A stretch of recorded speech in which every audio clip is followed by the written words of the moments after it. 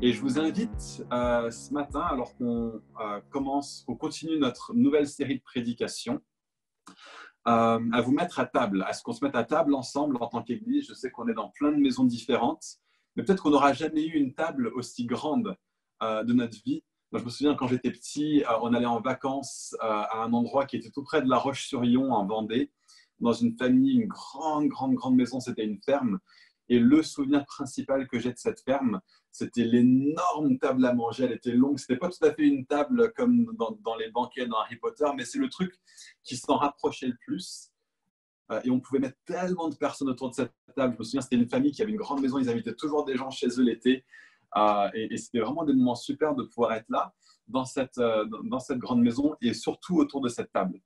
Et ce matin, j'ai envie de vous inviter autour de la table. En fait, ce n'est pas moi qui vous invite, c'est Jésus qui vous invite. Et donc, on va regarder ce matin le deuxième « Je suis » de Jésus dans les évangiles. Et c'est génial. J'allais te demander de le faire, ou je me disais, est-ce que je lui demande, est-ce que je me lève moi-même? Rebecca est formidable. Rebecca est fantastique. Et donc ce matin, on va regarder Jésus qui dit « Je suis le pain de vie ». Et donc voilà ce de quoi on va parler ce matin.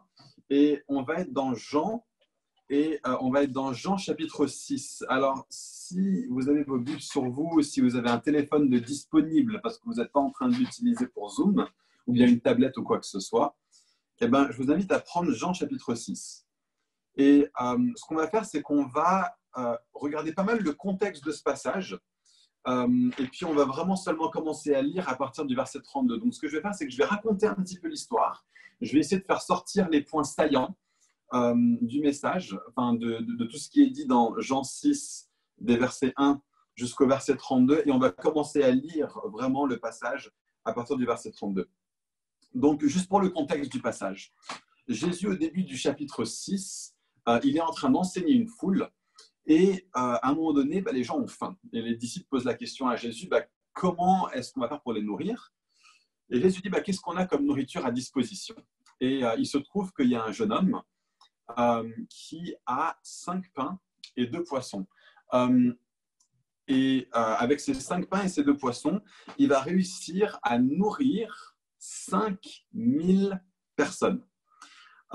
Et ces personnes se retrouvent rassasiées comme par miracle, absolument par miracle, de la part de Jésus. Et donc, on a un contexte. Le contexte de ce passage, c'est que Jésus rassasie. Et c'est peut-être même, si on devait donner un titre à ce message, ça pourrait être « Jésus rassasie ». Parce que si Jésus est le pain de vie, ce qu'il est en train d'essayer de nous enseigner, c'est que une des choses que Jésus fait dans nos vies, c'est qu'il nous rassasie. Et la question qu'on va se poser ce matin, c'est oui, il nous rassasie, mais il nous rassasie comment? Et donc, dans ce texte, il rassasie les gens physiquement. Et ce qu'on voit au verset 14, c'est que les gens commencent à se poser la question, qui est-ce qu'il est ce Jésus? Qui est-il? Et la conclusion à laquelle ils en viennent, ou en tout cas la question qui se pose, verset 14, c'est est-ce que cet homme est le prophète qui doit venir dans le monde? Et donc la question qui est posée, peut-être une des réponses à cette question de qui est Jésus, que les gens sont en train de se poser, mais c'est qui ce gars qui réussit à changer 5 pains et 2 poissons, un repas pour 5000 personnes? Qui est Jésus? Est-ce que ce ne serait pas le prophète qui doit venir dans le monde?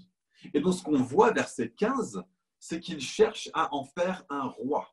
Donc on a 3 éléments ici qui sont importants. On a Jésus qui rassasie, c'est une chose qu'on apprend sur lui. On a des gens qui se demandent, est-ce que ce serait un prophète? Et on a des gens qui se disent, est-ce qu'on ne devrait pas faire de lui un roi? Et donc on a des éléments sur, est-ce que c'est ça l'identité profonde de Jésus? Est-ce que c'est ça que Jésus cherche à faire en nous? Et donc ce qui se passe, c'est qu'après ça, Jésus fait monter ses disciples dans une barque, ils traversent le lac, ils vont de l'autre côté du lac, jusqu'à une ville qui s'appelle Capernaum. Et là-bas, ils arrivent et les gens viennent à la suite. Jésus, lui, il réussit à traverser le lac à pied en marchant sur l'eau. Et les personnes qui étaient avec lui, ils contournent le lac, ils arrivent de l'autre côté à Capernaum. Et là, ils commencent à l'appeler autre chose. Ils commencent à l'appeler maître. Et on voit ça au verset 25. Donc, on a Jésus qui est rassasié. Les gens se posent la question, est-ce que c'est un prophète? Est-ce qu'on devrait faire de lui un roi? Est-ce que c'est un maître? Est-ce que c'est quelqu'un qui est là pour nous enseigner comment penser? Et là, alors que les gens viennent à lui et que les gens commencent à interagir avec lui vraiment, Jésus les met au défi. Il les challenge. Et le challenge est quand même vraiment, enfin, il est assez sévère en fait. On ne comprend pas forcément au début pourquoi est-ce que Jésus est si sévère avec eux. Un coup, il les enseigne et puis il nourrit toute une foule de gens. Les gens voient en lui un prophète, les gens voient en lui un roi, les gens disent qu'il est un maître, et d'un seul coup, il rentre un petit peu en frontal avec les gens et on se pose la question, mais pourquoi? Qu'est-ce qu'ils ont dit de mal? Jésus leur dit, vous me cherchez parce que je vous ai fait du bien dans les choses matérielles. Voilà pourquoi vous êtes venus à moi, en fait.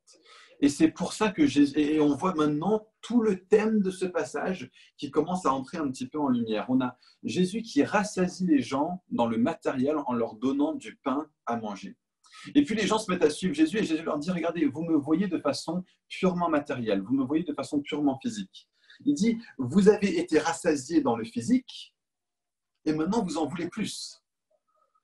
Et donc en fait, il leur dit, finalement, votre recherche de qui je suis est au plus bas niveau possible. Pas que ce soit forcément mal de me chercher comme ça, mais vous êtes quand même à un niveau qui est très très bas de la recherche de qui je suis. Vous me cherchez en fin de compte de la mauvaise manière. Vous me cherchez comme étant quelqu'un qui va uniquement répondre et rassasier votre besoin matériel. Et il leur dit, verset 26, vous ne cherchez même pas un signe matériel de qui je suis dans le spirituel. Vous cherchez juste le matériel. Au moins, vous pourriez au moins passer à l'étape supérieure et demander un signe matériel qui désigne qui je suis dans le spirituel. Et donc, les gens, eux, ils restent absolument dans leur notion très, très terre-à-terre, très, très, très matérialiste, en posant la question suivante à Jésus. Ils leur disent, qu'est-ce qu'il faut que je fasse? Ils sont encore dans le terre-à-terre, ils sont encore dans le matériel. Qu'est-ce qu'il faut que je fasse? Quelles sont les choses qu'il faut que je mette en œuvre? Quelles sont les lois auxquelles il faut que j'obéisse? Quelles sont les choses très, très, très terre-à-terre? Comment est-ce qu'il faut que j'agence mon quotidien pour pouvoir hériter du royaume de Dieu? Et Jésus leur répond en passant du matériel au spirituel. Il leur dit, l'œuvre de Dieu, ce qu'il faut que vous fassiez, l'œuvre de Dieu, c'est simplement que vous croyez. Que vous croyez en quoi? En celui qui l'a envoyé. Et donc, il y a quelque chose qui est en train de se passer ici. Il est en train de leur dire, vous pensez que vous pouvez sauver votre matériel à travers des choses que vous faites dans le matériel. Jésus est en train de leur dire, cherchez comment est-ce que vous pouvez vous sauver dans le spirituel. Et la réponse à celle-là est une réponse qui est d'abord spirituelle. Mettez votre foi en Dieu. Ne cherchez pas à vous sauver, ne cherchez pas à accomplir l'œuvre de Dieu par ce que vous faites dans le matériel. Commencez en mettant votre foi en Dieu. Donc en fait, il les redirige constamment vers cette question. La question est celle-ci. Est-ce que vous me voyez bien? Parce que jusque-là, vous êtes focalisé sur du pain, vous êtes focalisé sur des prophètes, vous êtes focalisé sur des rois, vous êtes focalisé sur des maîtres, vous êtes focalisé sur des œuvres. Moi, je suis en train de vous dire, focalisez-vous sur la question profonde de qui est-ce que je suis. Et là, il commence à saisir un petit peu. Là, il commence à y avoir un petit peu une sorte de « Ah, ok, donc ce que tu es en train de nous dire, Jésus, c'est que tu es plus que juste une machine à pain. Tu es en train de nous dire qu'il y a plus en toi que juste quelqu'un qui peut distribuer du pain pour rassasier qui nous sommes dans le matériel. »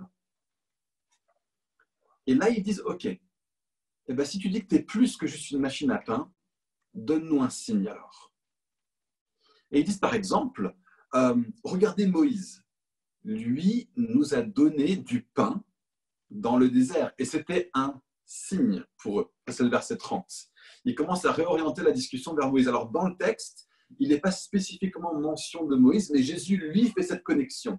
Et en faisant cette connexion, Jésus est en train de dire quelque chose de très, très important et qui est un des grands thèmes de la Bible entière. Et Jésus est en train de dire ce thème est récapitulé en moi, c'est le thème de l'Exode.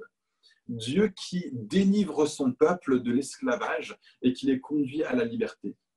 Et Jésus est en train de dire que cet exode était un véritable exode qui a conduit à du bienfait matériel pour des gens dans la vie réelle et qui a été le point fondateur de l'identité collective d'Israël. Et il leur dit, mais regardez, il y a un nouvel exode qui est en train de se faire. Il y a un nouveau Moïse qui est en train de venir, mais ce n'est pas un nouveau Moïse qui est semblable à l'ancien Moïse, c'est un Moïse qui est meilleur et véritable. Et donc, voilà ce que Jésus est en train de dire. En fait, Jésus est en train de leur faire remarquer, vous êtes en train de faire un comparatif entre moi et Moïse, je comprends, mais on ne peut pas faire ce comparatif d'égal à égal. Ce que vous êtes en train de dire, si je comprends bien ce que Jésus leur dit, c'est que Moïse vous a donné du pain, moi je vous ai donné du pain, donc je suis l'équivalent de Moïse. Est-ce que c'est ça que vous êtes en train de dire? Et là, Jésus leur dit, hey, juste une seconde les cocos. Et on va commencer à lire le texte dans un instant. Il leur dit, qui c'est qui a donné du pain aux Hébreux? Qui c'est qui a donné du pain au peuple d'Israël dans le désert? Est-ce que c'est Moïse ou est-ce que c'est Dieu?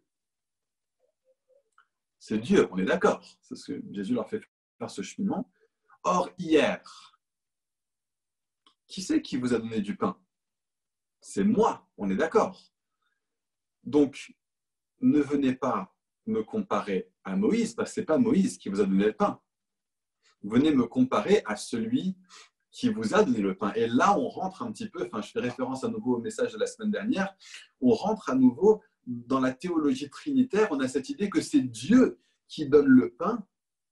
Et Jésus vient et il dit, ce pain qui est donné par le Père, c'est moi. Et Jésus est en train de s'identifier non pas à Moïse, il est en train de s'identifier au Père. Donc je propose qu'on lise juste les versets 32 à 35. Regardez ce que Jésus est en train de dire, Jean 6, versets 32 à 35, je vous ai peint le contexte du passage en faisant ressortir des points saillants de ce qui était en train de se passer dans le dialogue et dans l'interaction de Jésus avec les personnes avec qui il parle. Et donc il dit ceci, Jean 6, verset 32. En vérité, je vous le dis, Moïse ne vous a pas donné le pain du ciel, mais mon Père vous donne le vrai pain du ciel. Car le pain de Dieu, c'est celui qui descend du ciel et qui donne la vie au monde. Ils lui dirent, Seigneur, donne-nous toujours de ce pain. Ils le prennent encore pour Moïse, la machine à pain, celui qui distribue. Jésus leur dit, je ne suis pas la machine à pain, je suis le pain. Je suis le pain de vie. Celui qui vient à moi n'aura jamais faim, et celui qui croit en moi n'aura jamais soif. Et donc on a vu la semaine dernière que dans la relation du Père et du Fils, le Père parle, et la parole parlée par le Père est le Fils. Là, ici, on a la même chose. Le Père donne le pain, et le pain qui est donné par le Père, c'est le Fils. Et donc, ce qu'on apprend ici, c'est que le Père est celui qui nous nourrit, et c'est à travers le Fils que le Père nous donne de la nutrition. Et tout le reste, tout le reste n'est au mieux qu'un agent qui prend le pain et qui le distribue aux personnes. Ce que Jésus est en train de dire, c'est que le boulanger, c'est le Père. Et le pain généré éternellement par le Père, envoyé dans le monde pour nous, c'est le Fils. Moïse n'est ni le boulanger, ni le pain. Moïse, c'est qui? Moïse, c'est l'homme à la caisse qui distribue le pain. Point. Rien d'autre. Jésus est en train de dire, je suis tellement au-dessus de Moïse. Je suis comme lui, mais je suis un Moïse meilleur et véritable. Et cette réalité de Dieu qui est le Père qui est celui qui produit le pain, et le Fils qui est lui-même le pain qui nous rassasie, et que tous les autres systèmes, et que Moïse n'est qu'un agent, est vrai de tous les autres systèmes humains. Et c'est là que Jésus cherche à conduire les gens avec qui il parle. Vous voyez, Jésus a été comparé dans ce texte à des responsables religieux. Il est comparé à Moïse, il le compare aux prophètes. Jésus est là en train de dire, je suis plus que les responsables religieux. Et on a tellement, même dans le monde chrétien, de pratiques parfois qui tendent à mettre les responsables religieux sur un piédestal, comme si c'est eux-mêmes qui distribuent le pain de la part de Dieu, qui eux-mêmes sont le pain de la part de Dieu. Il y a toutes sortes de pratiques dans certaines églises où on va parler des responsables d'église comme étant l'homme de Dieu. Aucun responsable d'église n'est un homme de Dieu. Pas plus, en tout cas, ou pas moins, que d'autres personnes qui appartiennent à Christ dans l'Église, parce qu'il y a un seul homme de Dieu, et il s'appelle Jésus. Il est l'homme de Dieu, et nous ne sommes hommes et femmes de Dieu que dans la mesure où nous participons à Jésus, à sa façon de faire, à son onction. Donc il n'y a pas une personne dans l'Église qui a l'onction. L'onction de Dieu est déversée sur tout le monde. Vous avez tous la possibilité de tendre les mains au Père et dire « Père, donne-nous du pain ». Vous avez tous la possibilité de tendre les mains au Père et dire « Père, déverse sur nous ton huile ». Nous avons tous la possibilité de fonctionner dans l'onction de Jésus. Nous sommes un peuple de prêtres, nous sommes un peuple de sacrificateurs, nous sommes un peuple de rois. Voilà qui nous sommes en Christ. Et donc il y a des églises qui mettent sur un piédestal les responsables, soit conduisant à une vénération presque de ces personnes, et certains responsables d'église encouragent ça. Il y a certaines traditions d'église dans lesquelles on n'a pas le droit de contredire les responsables en disant, en citant David qui a dit « Je ne toucherai pas celui qui est oint par l'Éternel » en parlant de Saül. Ça n'a aucun rapport avec la façon dont au sein de l'Église, les membres de l'Église se comportent les uns avec les autres, entre les membres de l'Église qui sont responsables et les membres de l'Église qui ne le sont pas. Oui, il y a une importance de savoir se soumettre aux responsables, il y a une importance de savoir suivre la direction qui est donnée par ceux qui ont pour rôle d'être responsables, mais il n'y a pas une distinction. Et donc il y a parfois une vénération, mais il y a parfois aussi une sorte de passivité par rapport à sa propre marche chrétienne, parce qu'on s'attend à ce que ce soit les responsables qui fassent tout. Jésus est en train de dire, il n'y a pas de distinction humaine au sein de l'Église. Il y a Jésus et il y a son peuple. Jésus est celui qui nourrit. Tous les autres qui auraient un rôle quel qu'il soit sont des agents. Il y a aussi tout un truc qui se développe dans pas mal d'églises où il y a des gens qui cherchent à enseigner dans l'église sur la base de « Dieu m'a dit que ». Okay, alors, rien contre le prophétique, on veut être une église prophétique, un peuple prophétique, mais fondamentalement, si des gens cherchent à enseigner sur la base de révélations qui sont là, qui ne sont pas présentes dans la Bible elle-même, ils sont en train de dire le Père est celui qui nourrit et le pain, c'est moi. Dieu m'a dit que, et donc maintenant je vous dis, c'est faux. Dans la foi chrétienne, Dieu parle à travers le Fils, et le Fils est celui qui est la parole de Dieu. Et dans la mesure où nous exposons fidèlement la Bible, nous pouvons dire que nous parlons de la part de Dieu. Et si nous prophétisons en partie. Nous prophétisons de façon faillible. Nous prophétisons de façon partielle. Et donc, on doit toujours, quand on pense avoir reçu quelque chose de la part de Dieu, toujours communiquer qu'on n'est pas en train de le mettre sur un pied d'égalité avec ce qui est de façon autoritaire et véridique et infaillible dans la Bible, qui est la révélation du Fils. Tout enseignant qui cherche à établir sur la base d'autre chose que la personne de Jésus, sur la base d'autre chose que la Bible, est en train de chercher à dire c'est moi qui suis le pain de vie. Or, Jésus est en train de dire « Je suis le pain de vie ». Et donc, toute personne qui chercherait à apporter un enseignement qui n'est pas fondé dans qui est Jésus et qui n'est pas fondé dans ce que Jésus a dit, est en train de nous donner une nourriture qui ne rassasie pas. Si Jésus dit « Je suis le pain de vie » et qu'on prend la négative, tout ce qui n'est pas Jésus ne rassasie pas fondamentalement, n'est pas un pain qui donne la vie.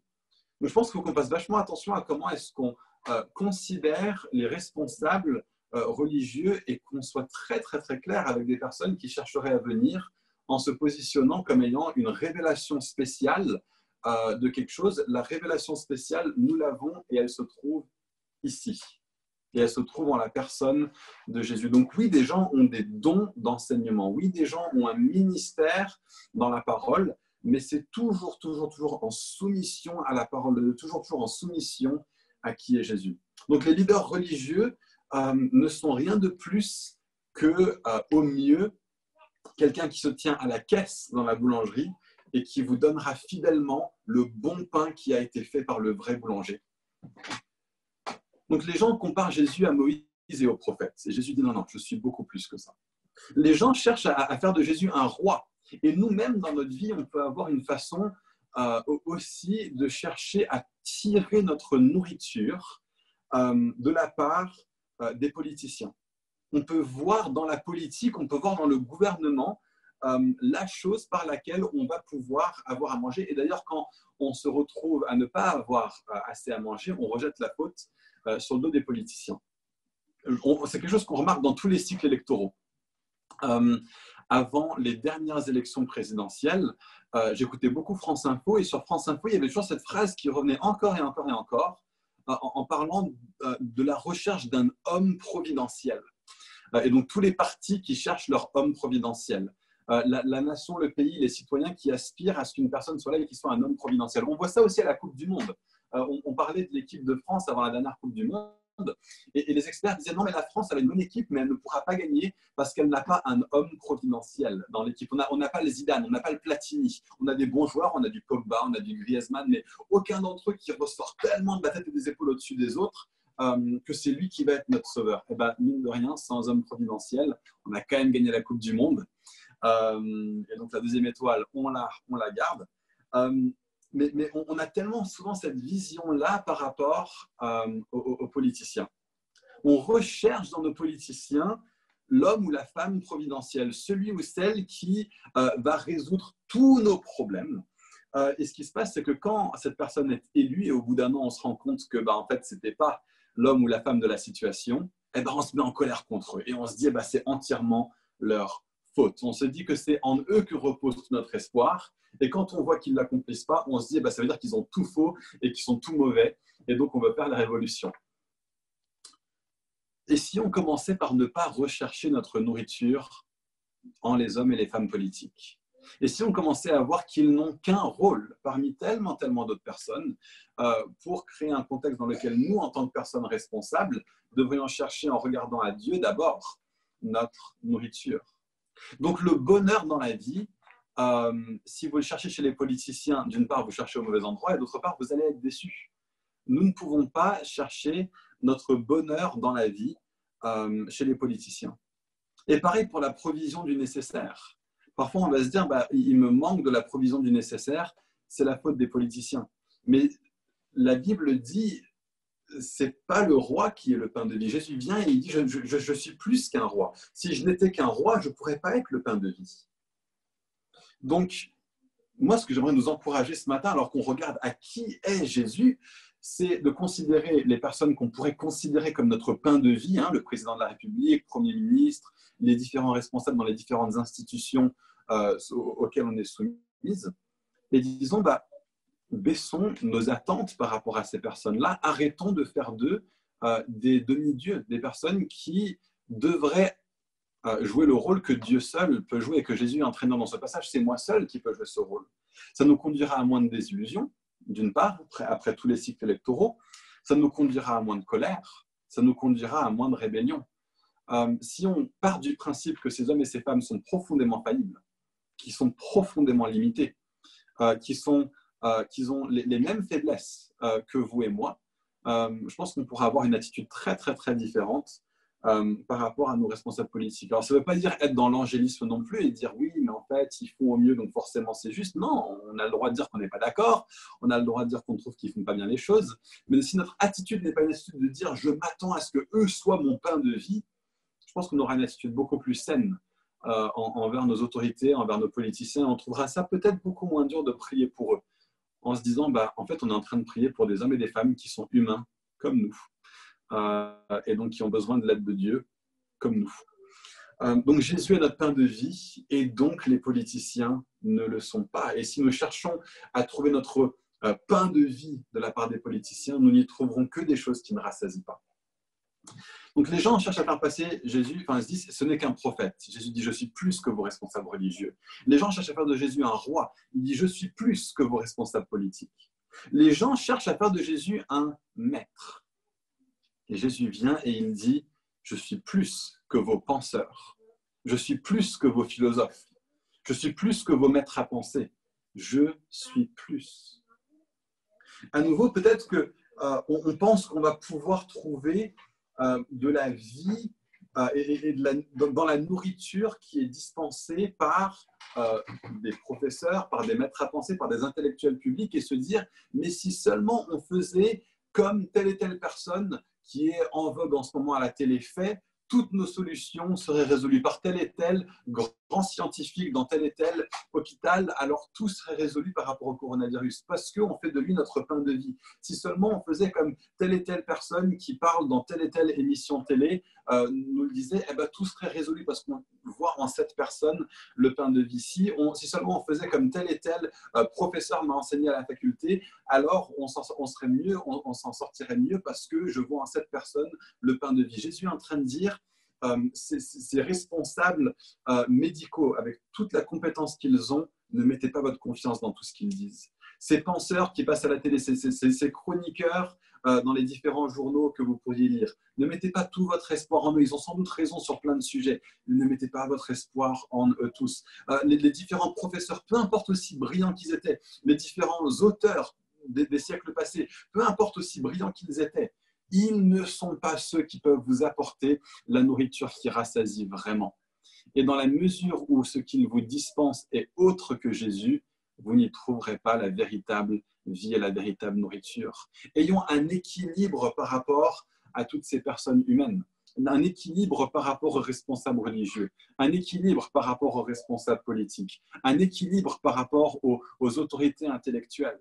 De savoir non pas les rejeter, de dire il y a des choses bonnes chez les responsables religieux, sachant être dans une attitude de soumission et de suivre la direction. Il y a une façon de dire on va se soumettre à et on va prier pour et on va chercher à encourager nos responsables politiques. On va chercher à trouver chez d'autres personnes que nous des idées et des pensées qui ont une part de vrai.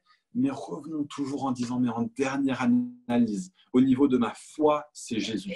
Au niveau de ma provision, c'est Jésus. Au niveau de ma pensée, c'est Jésus, Jésus, Jésus. Il est chef et il est suprême sur toute ma façon de voir le monde, sur toute ma façon de pourvoir, sur toute ma façon de vivre ma foi. Il est suprême et tous les autres qui chercheraient à prendre cette place, à se positionner comme des gens qui prétendent être un pain de vie pour nous, nous pouvons leur dire dès le début, tu es un menteur. Tu dis faux, tu ne seras pas mon pain de vie. Des responsables religieux qui se positionnent comme étant des gens qui prennent, en fait, sans le dire, mais qui prennent la place de Jésus. Dites-leur, c'est faux, c'est Jésus mon pain de vie. Des responsables politiques qui se positionnent pour être tout ce par quoi nous trouvons notre provision, notre providence. Disons-leur, non, non, non, l'État c'est super, mais l'État qui pourvoit tout pour moi, non, c'est Jésus qui pourvoit tout pour moi. Des responsables qui cherchent à être des maîtres, des responsables intellectuels qui cherchent à être des maîtres à penser. Dites-leur, il y a des choses bonnes que je trouve en vous, mais ultimement, seulement dans la mesure où ce que vous dites est soumis à la vision du monde qui est donnée par Jésus.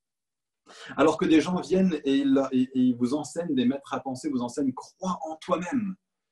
Dites-leur, non, non, moi je crois en Jésus. Ça c'est le verset 29. Le verset 37, les gens qui vont vous dire, sois le créateur de ton propre succès. Alors que Jésus dit, verset 37, tous ceux que le Père me donne viennent à moi. C'est le Père qui, en dernière analyse, est responsable de notre succès. Ce n'est pas nous qui sommes les créateurs de notre propre succès en premier lieu. Il y a des responsables, des maîtres à penser qui vont vous dire, sois qui tu es. Jésus dit, verset 40, laisse-moi te rendre comme moi je suis. Ne deviens pas qui tu es. devient plus comme moi je suis. La volonté de Dieu est que toute personne qui voit le Fils et qui croit en lui ait la vie éternelle. Et moi, je le ressusciterai au dernier jour. Jésus nous appelle non pas à devenir plus comme nous, mais à devenir plus comme lui. Jésus est celui qui donne la vie au monde et personne d'autre.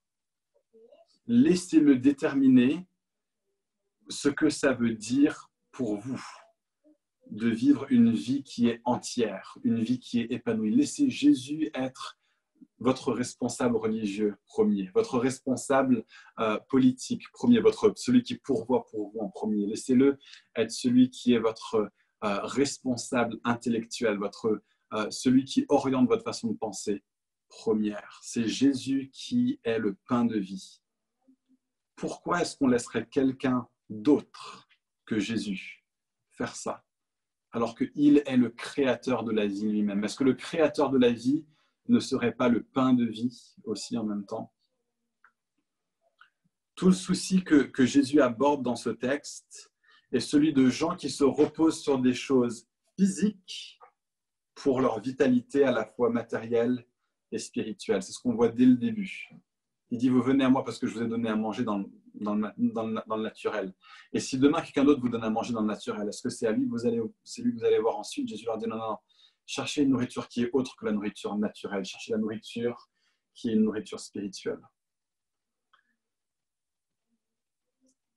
Et on va juste, avant de passer à la scène, parce que tout ce passage, en fait, alors que Jésus commence à parler de lui-même comme étant du pain de vie, on va juste parler un tout petit peu de ce que Jésus dit dans les versets qui suivent. On n'a pas le temps de les lire, mais vous pourrez les lire pour vous-même.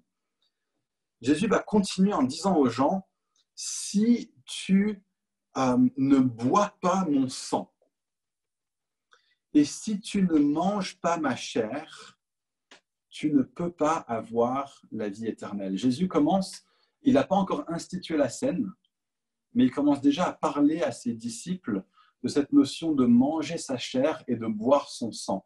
Et certains protestants, surtout, ont cherché à dire « Non, non, non, il n'est pas du tout en train de parler de la scène. » Quand même, quand il parle de manger sa chair et boire son sang, comment est-ce qu'on peut ne pas y voir une allusion à l'avance de ce qu'il va instituer quand il met en place la scène? Mais d'autres personnes, les catholiques, ont dit « Ah, bah, vous voyez, ça veut dire que ce qu'on dit sur la scène est absolument juste. » Les catholiques vont dire sur la scène que quand on a du pain qui est béni par la bonne personne de la bonne manière au bon moment, ça va vraiment devenir de la chair. Voilà. Et au niveau du vin, quand on le boit, si les bonnes choses sont faites de la bonne manière, eh ben, ça va vraiment devenir du sang. Alors, est-ce qu'on est nécessairement obligé de voir dans les paroles de Jésus l'affirmation que la Sainte Seine, c'est le fait de vraiment manger de la vraie chair et de boire du vrai sang? Je pense que ça, c'est toute une théologie qui a été développée. Et beaucoup de gens qui ont cette théologie-là vont se dire « Mais il faut que je boive la Sainte Seine régulièrement, sinon je ne vais pas réussir à être en bonne santé spirituelle. » Et donc, justement, la période de confinement est très, très compliquée pour beaucoup de nos frères et sœurs catholiques parce qu'ils ont besoin, selon eux, pour bien vivre et pour être en bonne santé, pour avoir la vitalité spirituelle, ils ont besoin de l'hostie et de ce repas de la Seine. Il me semble que justement dans ce texte, Jésus est en train de dire l'inverse un petit peu complet de ça. Je comprends qu'on puisse prendre ces paroles isolées de leur contexte et se dire « Ah, vous voyez, Jésus est en train de dire que le pain va vraiment devenir de la chair et que le vin va vraiment devenir du sang, parce que si tu ne manges pas de ma chair et que si tu ne bois pas de mon sang, alors tu n'auras pas par la vie éternelle. » Je comprends qu'on puisse le comprendre comme ça, mais dans tout le contexte, Jésus est en train de dire « Pourquoi est-ce que tu cherches dans le matériel quelque chose qui est un bienfait spirituel ?» Jésus est clairement en train de faire référence à la scène. Je pense que ce serait malhonnête de ne pas voir ça dans ce texte, comme beaucoup de protestants ont cherché à le faire.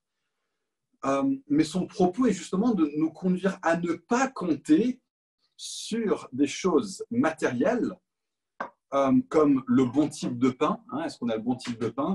Avec le bon type de prière, par le bon type de personne, dans le bon type de lieu, d'ailleurs le bon type de table, pour trouver de la vitalité spirituelle. La scène, c'est un acte de foi, et Jésus vient de dire que faire l'œuvre de Dieu, c'est de croire en celui qui l'a envoyé. C'est un acte de foi par lequel on participe à la vitalité de Dieu par la remémoration, et une remémoration qui est aidée par le physique, une remémoration de la vie et de la mort de Jésus pour nous. À la toute fin de ce texte, Jésus passe de manger ma chair à dire se nourrir de ma chair. Alors en fait, la raison pour laquelle le français utilise un mot différent, c'est parce que dans le grec, il y a un mot différent qui est utilisé.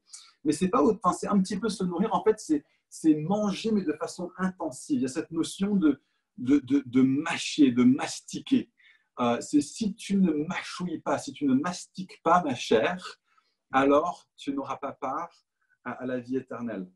Et donc, à nouveau, Jésus n'est pas en train de prescrire une façon particulière d'utiliser de ses mandibules pendant le repas de la scène, mais il est en train de dire mangez de qui je suis profondément, intensément. Faites-le de façon intentionnelle. Soyez pleinement actifs dans cette idée de dire c'est pas seulement je mange comme ça en passant, j'avale mon petit McDo et puis boum, je repars au travail. C'est prends quand tu manges de qui je suis, et ça peut être dans la scène comme ça peut être dans notre vie quotidienne, alors que nous mangeons de Jésus en lisant la Bible, en nous focalisant sur lui chaque jour, alors que nous mangeons de Jésus, faisons-le de façon intentionnelle, de façon intense. Tout au long de ce texte, Jésus est en train de parler de ce de quoi nous nous nourrissons spirituellement. Et donc, est-ce que notre acte de nutrition spirituelle, est-ce que notre vie dans la présence de Dieu, est-ce que notre vie avec Dieu à chaque instant est un acte qui est intentionnel, qui est intense? Est-ce qu'on a cette conscience de dire Jésus, je veux te goûter profondément. Je ne veux pas juste faire mon petit fast-food spirituel quand je prends du temps avec toi. Je veux un vrai repas. Je veux me délecter de qui tu es et de tout ce que tu es. Jésus est en train de parler. En fait, même à la fin du texte, il dit que la scène a un sens avant tout spirituel. Il dit c'est l'esprit qui fait vivre. La chair n'arrive à rien. Les paroles que je vous dis sont esprit et vie. Donc, application de ce message, croyons, c'est par la foi. Jésus commence en disant, faire l'œuvre de Dieu, c'est de croire en celui qui l'envoie. Croyons que Jésus est notre nutrition, que notre foi soit profonde, que toute ma nutrition se trouve en Jésus. Et puis, nourrissons-nous de lui. Voyons en lui la totalité de ce que nous sommes et ce de quoi nous avons besoin de nous nourrir spirituellement. Et donc, le pain et le vin qu'on est sur le point de prendre sont comme Moïse. Ce sont des moyens humains, des moyens matériels par lesquels nous vivons et que nous expérimentons quelque chose de Dieu. Donc, ça ne veut pas dire que Dieu est absent quand on prend la scène ensemble. Dieu est profondément présent. Par notre commémoration, par notre communion les uns avec les autres, la présence de Dieu est réellement là de façon tangible, de la même manière qu'elle est là comme quand tous les autres moyens par lesquels Dieu communique sa présence sont mis en œuvre. Quand il y a des dons spirituels, la présence de Dieu est manifeste parmi nous. Quand il y a de la communion les uns avec les autres, Dieu manifeste sa présence. Quand il y a de l'adoration, surtout de l'adoration collective, la présence de Dieu est manifestée.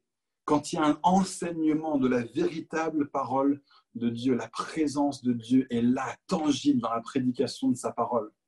Dieu se manifeste de tellement de manières différentes. N'ignorons pas sa présence alors qu'on prend et qu'on partage le pain et le vin ensemble, mais n'allons pas dans un extrême de dire que le corps, que le pain et le vin se transforment littéralement en de la chair et du sang physique de Jésus. Ce n'est pas nécessaire pour vivre la plénitude de la présence de Dieu alors que nous communions ensemble par la remémoration de la vie et de la mort de Jésus. Regardez et remémorez-vous de ce qui est arrivé au vrai pain qui est descendu du ciel, pour faire ce que Moïse ne pouvait pas faire et qui nous fait vivre une véritable sortie d'Égypte. Regardez ce sang de la nouvelle alliance qui vaut tellement, tellement plus que le sang des agneaux qui ont été mis sur le linteau des portes du peuple d'Israël lors de la première Pâque, lors du premier exode. Jésus est en train de nous dire qu'il y a eu un nouvel exode, il y a eu une nouvelle sortie d'Égypte. Il y a quelque chose de beaucoup plus profond que juste la sortie matérielle d'un esclavage matériel. Jésus est en train de nous dire tout ce qui vous tient en esclavage aujourd'hui peut être libéré. Toutes les chaînes peuvent être brisées. Et les chaînes ont été brisées parce que son corps a été brisé pour nous. Et je vous invite ensemble, là où vous êtes, à prendre le pain que vous avez, si vous avez du pain sur vous, à prendre ce pain et à briser ce pain, à vous dire Jésus est le véritable pain de Dieu qui est descendu dans le monde, et à cause de ce que j'ai fait, le corps de Jésus a été rompu. Le corps de Jésus a été rompu, et parce que le corps de Jésus a été rompu, nous pouvons avoir le pardon de nos péchés. Et donc, le corps de Jésus a été rompu. Et je vous invite maintenant à manger de ce pain avec intention, à mastiquer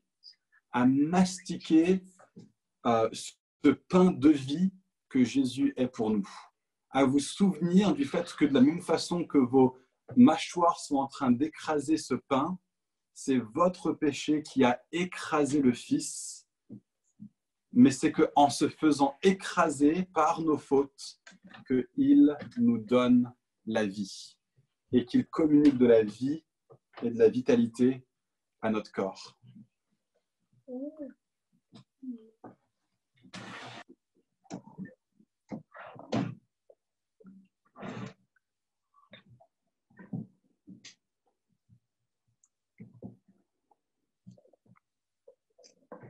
Et de la même façon, c'est trop bon, papa. C'est bon, hein? De la même façon, cette coupe représente la nouvelle alliance qui est là dans le sang de Jésus. Le sang de Jésus a été versé pour que nous puissions avoir sa vie. Et donc, je vous invite aussi à prendre la coupe chez vous et là où vous êtes, à participer ensemble, tous en Église, à la vie de Jésus, à travers son sang qui a été déversé pour nous.